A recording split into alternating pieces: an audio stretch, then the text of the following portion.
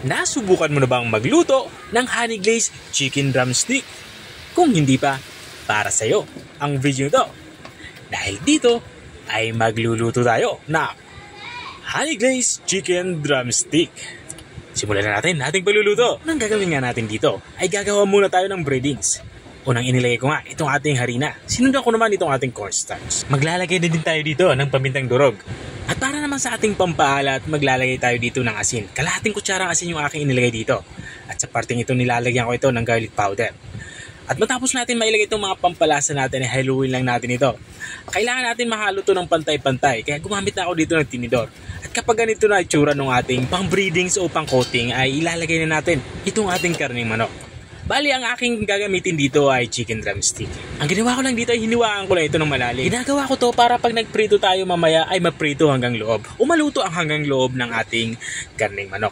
At this point ay isa-isa nating i-coat o ibalot itong ating chicken drumstick dito sa ating ginawang mixture. At kapag lahat ng ating drumstick ay nabalot na katulad na nakikita nyo, ay tatabi muna natin ito. Magsisimula na nga tayong magluto. Kumuha na nga ako dito ng kaserola. Papainitin lang natin ito. At kapag uminit na ito, lalagyan na natin ito ng mantika. Sa mantika naman ay dapat yung tipong nakalubog yung ating piprituhing karneng manok.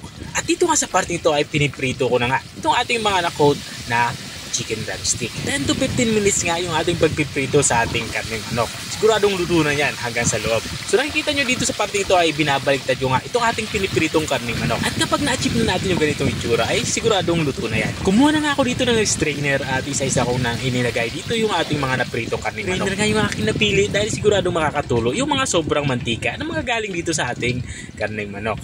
Matapos natin mailipat lahat ay tabi muna natin to. At this point naman ay lulutuin naman natin yung ating pangalawang batch. Tulad ng unang batch nating prinito, hindi natin overcrowd itong ating pangalawang batch para mabilis itong maluto at siguradong maluto hanggang loob ng ating karneng manok. At dito nga sa parte ito ay hinahango ko na nga yung ating prinitong pangalawang batch. So kung nakikita nyo ay pantay-pantay yung kulay ng ating mga prinitong drumstick. Ang gagawin lang natin dito ay tatabi muna natin to. Hindi pa tayo tapos sa ating pagluluto dahil i-glaze muna natin ito ng honey. Kaya kumuha na nga ako dito ng malinis na kawali. Gagawin ko lang dito ay papainitin lang natin ito. Kapag uminit na ito, naglagay na ako dito ng kaunting mantika. At nang uminit na nga mantika, magsimula na tayong mag-isa. Unang inilagay ko nga itong ating bawang. Hindi na pala tayo gagamit dito ng sibuyas. Bawang lang ay sapat na para dito sa ating gagawing dish. Kapag ganito na itsura ng ating bawang ay ilalagay na natin itong honey. Itong ating honey gagamitin ay galing pa ito ng Bicol. Kaya sigurado akong puro ito. Binili ko pa ito doon sa mga naglalako sa daan. At isang paraan din para malaman na puro ang ating inilagay na honey ay hindi ito nag-caramelize kapag naiinitan o pinapakuluan katulad na nakikita nyo.